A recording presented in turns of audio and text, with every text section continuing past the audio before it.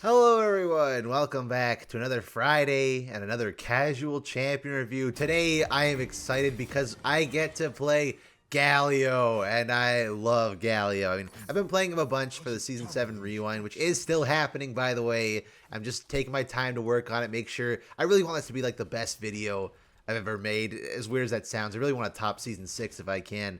So I'm excited, and I've been playing Galio a bunch for it, so this isn't going to be anything new, like Fiora, where I didn't play her for a year. I've been playing a bunch of Galio, and I don't mind that because I love this guy, and I can't wait to talk about him. You know what I also love? Fan art section. Look at all them Galios. There's even one with Cho'Gath in there, my Cho'Gath redesign, which isn't even done.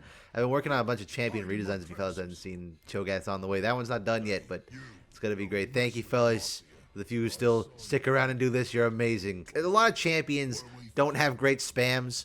Even fewer have spams emotes that you can combo into each other. Galio is one of those few. Volibear is the other one I can think of. Oh, I'm so happy playing Galio. You guys have no idea. After all the torment of Fiora and Fizz, I get to play a character I actually really enjoy. I also am recording this as I'm playing the game as opposed to recording it post playing the game. I saw a lot of comments on the last one because that's how I did Fizz, was I recorded my dialogue or voiceover after I finished playing the game, and a lot of people liked that, but a lot of people said that they missed the chaotic nature of and the visceral reactions of me actually experiencing the game in real time. So I think we're gonna stick it to doing the classic way, since it is a bit more fun, and honestly it's less editing work for me because I don't have to rewatch the same footage 3 times over. Alright, so Galio, he doesn't have a ton of lore. If I'm not mistaken, I'm pretty sure the big Demacian retcon with Petricite happened with him.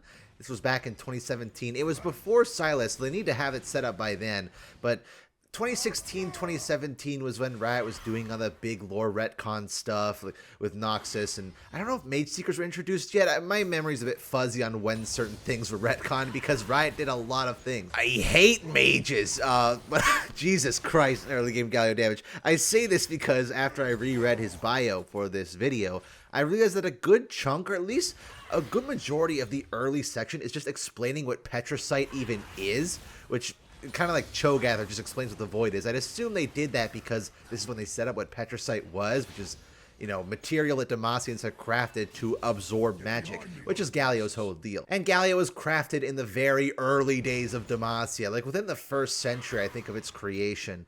And they were attacked, bombarded by magic right after the Rune Wars, where magic was very prevalent and very scary, and so the sculptor Durand was commissioned to create a big shield, a big Petricite shield for Demacia, if you will. Of course, I'm talking about Durand, not Doran, you know, Doran's shield and stuff. That very different person, different continent even, so keep those two separate in your mind. So many years pass, and Durand revealed his grand architect, this giant stone colossus. And what the Demacians would do is they would literally haul this giant statue around with them to every battlefield to just tank and absorb all the magic. Because if they try to hit him with magic, if they try to hit him with magic, he just absorb it. And any mages in the vicinity would have their powers dulled because the sheer amount of Petricite you know, this giant figure has. And a lot of armies opposing Demacia would just surrender at the mere sight of him. They were so intimidated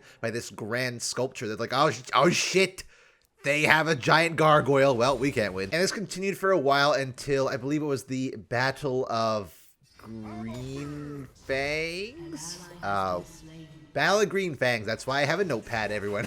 Battle of Green Fangs. And there was the Arcane Fist, which was a magic order and launched a big attack on Demacia. So, of course, they brought in Galio to help protect them. Unfortunately, their magic was very powerful, and a lot of the soldiers died. And so the last few remaining soldiers huddled around Galio for safety. Maybe he will protect them in their last-ditch effort. Oh, God, we're gonna die. And then they hear a booming, thunderous noise, and they think, oh, we're surely dead. But then they look up as the shadow moves, and they realize, oh my God, Galio's alive? And it's because he'd absorbed so much magic, and the magic was so powerful that it brought him to life. He was now capable of movement and speech and conscious thought, and in an effort to do what he was meant to do, he charges into battle. He acts as a giant shield. Oh, watch this, though. Oh, Galio wave clear is so satisfying. He's flying in, blocking every shot, protecting all the soldiers, and once he's saved them all, he swoops up to the mountains and stops the arcane fist right in their tracks. And cheering as they are, the Demacian soldiers so happy. Galio, our savior, our protector, you're great. And they look back, and he's immobile again. Don't worry, Kay Santo, I have my ult and I will protect you, just like in the lore, from this giant bear. That's exactly what happened in the story. I forgot to mention the arcane fist was actually just a giant bear. But Galio was immobile once again. Without the presence of powerful magic, he couldn't be animated, and so he's returned back to being this immobile statue, a figurehead, or I guess a symbol of Demacia. And that one day kind of fit into legend as the soldiers who were there on that battle died away, and it's passed down just through word of mouth. People don't start to believe anymore, especially in an environment where they hate magic. There's no way that our figure, our symbol of Demacia, came to life one day to defend us. That's fairy tale stuff. The thing is, this whole time, Galio is sentient still. He is fully conscious. He can't move and he can't talk, but he sees everything. He sees when people come to pay tribute to him. He sees when generations are born and die, and he realizes, wait a minute, people aren't permanent. People die, but I can't. Like, I can just be repaired. I can be repainted. I hate mages. And it saddens him that he sees all these people, because to him, it's his duty to protect these people. And, well, he can't move. How can he do that? He's useless. So he lies in wait in an unconscious consciousness in such a way. He just wishes for a great, powerful mage to arise one day so that he can be animated forever and protect the people of Demacia forever, because at the end of the day, he's just a good guy with a good heart. That extends to his short story. He had a couple short stories. I think they were both connected, but it's basically him in the modern era, and he sees Lux grow up ever since she was a child, and he realizes, oh wait, when she was a baby, whenever she's near me, I got like, ooh, I can almost move my toe. And then as she gets older, she's in her teenage years, like, oh wait, I can almost move my whole leg. And then it gets to adult years, like, oh my gosh, she's powerful enough as a mage that she could wake me up all on her own if she's near me. I hate mages. But he doesn't hate this mage. He's seen Luxana grow up ever since she was a child. So he kind of likes her, and when she gets close enough, she's running away from Demacia, running away from her responsibilities, because she believes that her magic abilities are a disease. But she's powerful enough to wake him up all on her own, and he kind of follows her. I don't know how a giant 300-foot tall, however big Galio is, Colossus, snuck behind her for a bit. The story was just so wholesome. Like, Lux is scared. She doesn't know why Galio is alive, and he doesn't really know what to do. He thinks, oh, I'm alive again. It's time to smash some mages. And she's like, huh? He's like, oh no, I mean, like, I beat bad guys. I realized I phrased that really wrong. They come to a bit of an understanding that, you know, Lux, she has a gift. Whenever she's near Galio, he kind of quells that magical ability, and he doesn't really want that because he likes her. He wants to see her succeed, and I think it may be kind of turning around that, like, maybe all mages aren't bad. Maybe I can't solve all my problems with battle, even though he likes it. He enjoys battle. But at the end of the day, he's just a friendly guy who's just out here to help people, like I'm going to do right now with Kay Santo, and defeat this bear. You definitely needed my help. Oh, you actually did. That's my guy. And that's kind of where Galio's stories left off. We see a little hint of him in the... what the fuck? And that's where Galio's stories left off. We see a little hint of him in the Warrior cinematic, where Lux literally calls upon him with the power of her light. And it's been confirmed now that she is powerful enough to wake him up on her own. So I kind of hope that they introduce that. I really like the friendship between Galio and Lux. I think it's really wholesome. Oh dear. You literally can't kill me, Syndra. I absorb magic. That was a long talk about his lore, but I really like it. I kind of like the wholesome story of this big gargoyle stone colossus, which I should mention, you know, he was reworked a while ago. He used to be a full-on gargoyle. He's not really like that anymore. He has a slight resemblance. He has the tail. He has the sharp teeth a bit. He's not really a gargoyle anymore. But to be honest, I don't think a character like that could exist in modern Demacia. The current Galio we have now, out of all the champions in the game, is probably the most Demacian champion in the game. Like, and I think, again, that's probably because he was created around the time they were having the big retcon. So he fits in perfectly. In fact, his wings, I'll probably bring up a render or something so I can show more accurately, but his wings are pretty much the shape of the Demacian crown. He is literally the symbol of Demacia, and what they stand for, ideally, just, you know, against magic. Hooray. Supposed to be a symbol of what? I'm not so sure. Oh, thank you, Galio. Exactly, yes. He's kind of a bit of a dolt. He knows that he has a purpose of protecting the people, but I don't think he really fully realizes what it is he's doing, or he realized that Lux is a good mage, so surely there must be other good mages. So what is his real purpose? He's not entirely sure. He's got a very simple design at the end of the day. He is just a stone gargoyle who's white and gold. He only has 2 colors on his entire body, and yet he is a very visually interesting looking character, I think. I like that his wings aren't actually connected to his body. They kind of float and can move and morph to act as his shield. Don't worry, Keisanto. I'll help you defeat, was this Rengar Aatrox bot lane? They aren't mages. Just remind me, because we're talking about like the weird anatomy, because they tried to incorporate the gargoyle stuff a bit. He does have this big tail, which doesn't really need to be there. I think he works fine without the tail, but I like it for the one thing that he has the one voice line where he just goes, "Whoa! I didn't know I had a tail." He's such a himbo. I love it. He's so dumb. He gives off the impression that he's a himbo too, just from his physique. He's very kind of stubby with short legs, very broad shoulders. He doesn't have muscle on him, but he looks very muscular. I really like him. He just makes me happy to look at. There's one thing I do actually want to comment on, and that's Legends of Runeterra. Obviously, the level up version of Galio, his level up animation, they kind of ruined his proportions in every conceivable way. He doesn't have the weird chicken, I don't know what you call it, like the way the legs bend, like they do with lizard folk and you know, dinosaurs and stuff. I don't know.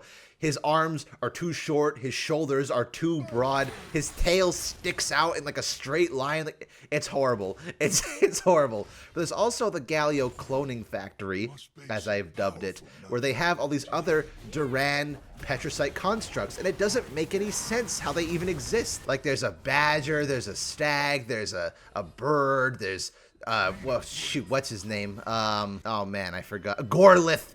Fucking Gorlith. I think what they try to imply in Legends of Runeterra is that none of those other constructs are like Galio. They don't have the same sentience. They're more like animals, whereas Galio is more like a person, where he has full consciousness over, you know, free will and thoughts. But it still raises the question, because how would they even know how to make them in the first place? We have a voice line with Swain where he says that your secrets, or your maker's secrets, died with him, or something like that, when he's talking to Galio. So it implies that Duran's the only person who knew how to bring Galio to life, but they do say that they're like descendants of Duran, so maybe they knew some of his secrets, but not what made Galio so special. And to this day, we have no idea why Galio is so special, why he specifically can be brought to life in the way that he can, but I hope they don't reveal it. I think it'd be really dumb what they did. Like removing Jin's mask. There's just some things that are better as secrets. As for gameplay, as I destroy this AD character who's not a mage, Galio is probably the most ironic champion in League of Legends. Oh! For those who don't know, For those who don't know, his new lore matches better with his old gameplay fantasy.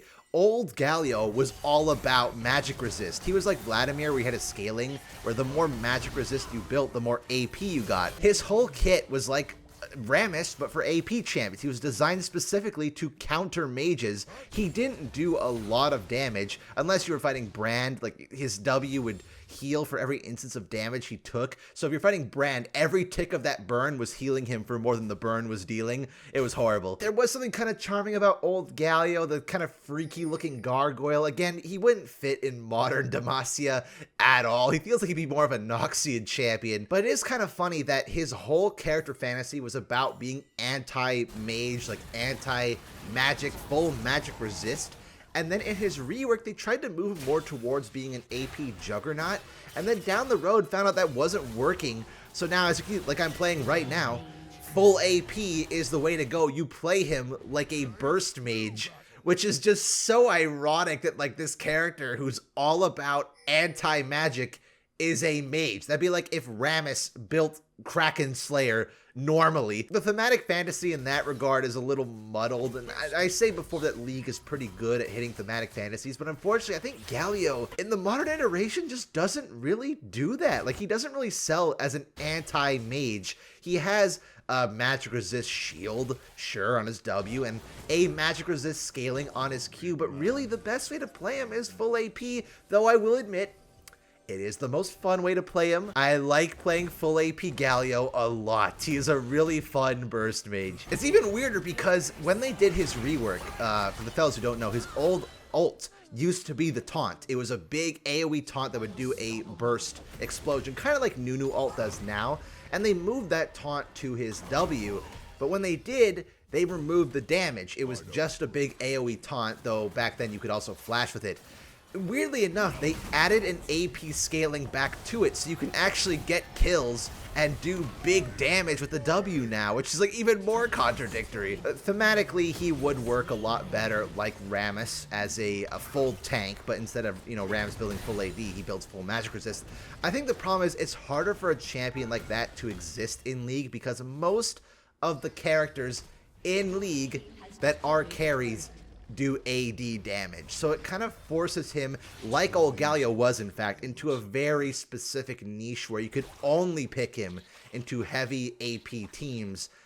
Nowadays, because he's more focused on doing damage, you can put him into AD comps. Like, I'm facing, Rengar, Aatrox bot lane, and I'm doing fine. It's a lot of give and take. Like, you lose that kind of special identity he had before, but at the same time, you can play him in more than 0.01% of games now. So yeah, it's kind of sad we lost the old Galio, but I really like the new one. I can't deny. I love everything about him. I love how he looks. I love how he sounds. I love how he plays. I like his lore. It's just this kind of good-natured person who's just trying to do the right thing, but doesn't really understand what the right thing is yet. He kind of reminds me of the Iron Giant a lot, not just because he's a big construct. I guess the last thing I could mention about Galio is probably his skins. He's got quite a few good ones.